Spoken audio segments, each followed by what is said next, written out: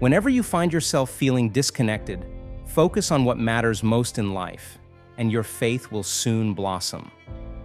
Earlier this week, I received a message from one of my subscribers who's at a crossroads in her creative path. She had recently followed her heart's calling and started publishing her writing online.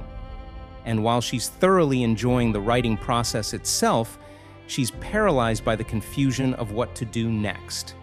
To capitalize on a creative hobby that brings her joy, or to keep it for what it is, a soulful conduit for radical self-expression.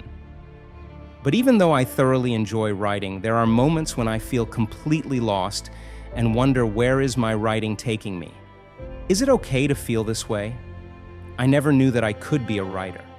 But now when I do, I feel I belong here, in the world of words. But which direction will it take leaves me demotivated at times. I don't know if I should make it my career or only pursue it as a hobby. While these are her exact words, it baffles me how I too was in her exact same situation less than a year ago. I too was at the notorious crossroads between hobby and hustle, deliberating which path I must take. This makes me wonder, how many of us struggle with this pressure to turn our creative hobbies into money-making side hustles? We live in an era of side hustles.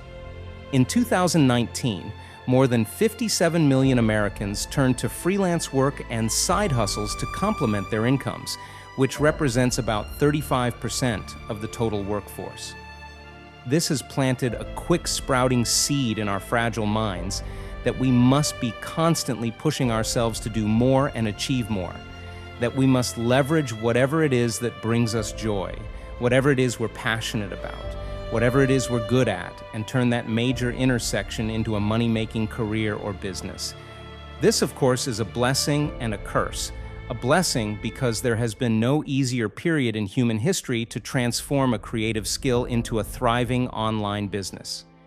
And yet a curse, for it has slowly conditioned us to look at any creative skill through the narrow green-tinted lens of monetization. It's a curse because it's now led to this kind of thinking. If you enjoy writing and you're good at it, but you're not using that skill to progress towards some big monetary achievement, then you're wasting your time and talent. But how toxic is that thinking? What if I enjoy writing because it moves my soul? What if I enjoy writing because it helps me think clearly and better process my emotions? What if I enjoy writing because it connects me with others who watch my videos from around the world and fuels me with a sense of meaning, knowing that my words are helping others? So here I am voicing, loud and clear, what has been dimmed by the bragging hustlers. You can do something you love, just because you love it. You don't have to monetize your joy. You don't have to monetize your creative skills, interests, or passions. You can simply do them because they open your heart, transcend your imagination, bring you joy, and make you feel alive. Of course, that's not to say that there's no joy to be found in turning something you're passionate about or you're skilled at into a business. I wholeheartedly believe that launching and growing your own business is the ultimate personal growth and development journey you can experience. But it's also okay to love a hobby for what it is, without any expectation that it should help you pay the bills. An extension of who you are and a dedicated, playful practice that enriches your life and connects you to your soul.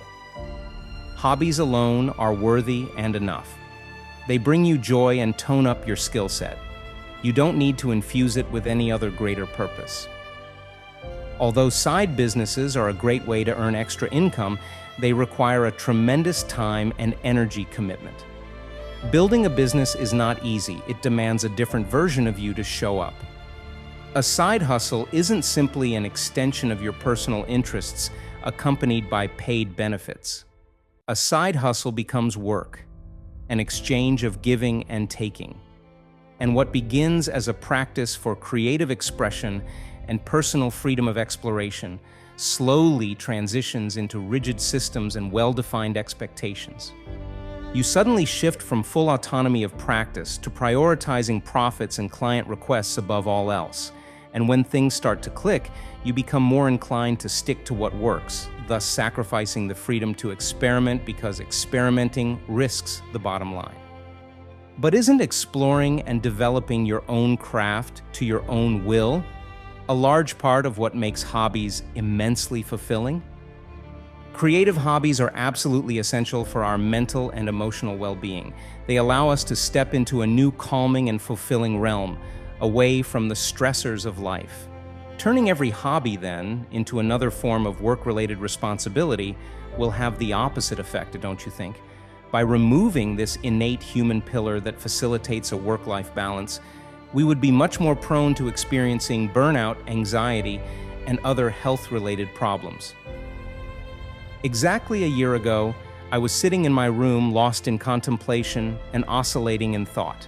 It had been 6 months since my primary source of income, an e-commerce store I had built over the prior year, lost more than 70% of its sales, and I no longer had the financial capacity to further invest in it and grow it. But within that same time frame, my writing had exploded. It was becoming clear to me that I'm good at this skill of writing, and I genuinely enjoy it. But I wasn't sure in which direction to take it. Do I keep it as a hobby, or do I transform it into a money-making career or business? If I choose the latter, then what business should I build? Do I offer coaching packages and teach people how to write? Or do I seek clients and offer freelancing services? This inner dispute prolonged for months, and it absolutely drained me. But life has taught me that the best way to find out how you truly feel about something is to give it a try. As soon as I gave coaching a shot, I instantly realized I wasn't ready for it or interested in it. And as soon as I tried freelancing, I declined the first offer I received from a client I had pitched. Something just didn't feel right inside. It was then and there that it became very clear to me as to why I had been so lost and demotivated. I was searching for a way to monetize my skill set at a time when the only reason I practiced it in the first place was because of the freedom it created for me to roam through that free-flowing creative world. I was doing it for me, and no money in the world would have motivated me to write. That is how I learned that while I'm good at this skill and while I absolutely love it, writing is not a means for me to make money. Why? Because the financial gain is not my ultimate pursuit. Writing, at least for now, is my free creative hobby. It's how I stay sane and make sense of life.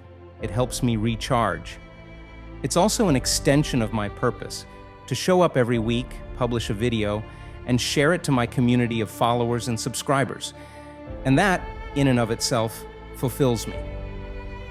As I continue to grow and master that skill, sure, perhaps in the future I might consider, what else do I want to do with my writing?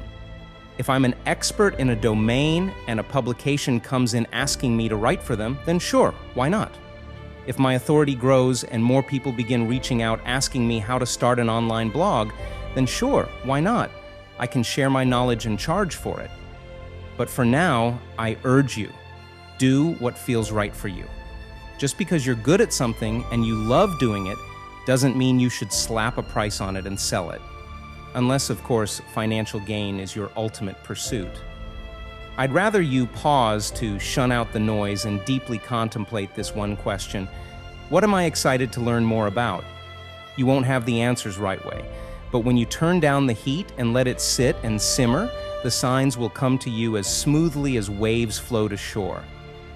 It took me a while to finally realize that neither the freelancing process nor the coaching process excited me. What was I really excited about? Going deeper into the worlds of poetry and philosophy. A dear friend of mine recently started framing her photographs and selling them online.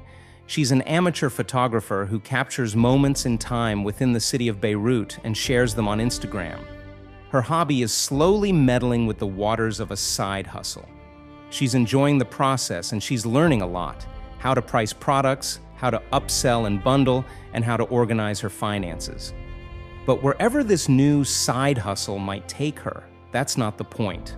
What matters most is that she's not trading her love for her craft for the short-term materialistic joy of financial gain. Rather, she's drinking from the nourishing well of intrinsic motivation. She's simply stretching the space of self-expression, honing her craft, and further exploring the journey it can transcend her to. The way I see it, she's living like a butterfly, and we creatives need to be more like butterflies. For what is a butterfly but a spirit that finds joy in playfulness and the lightness of being?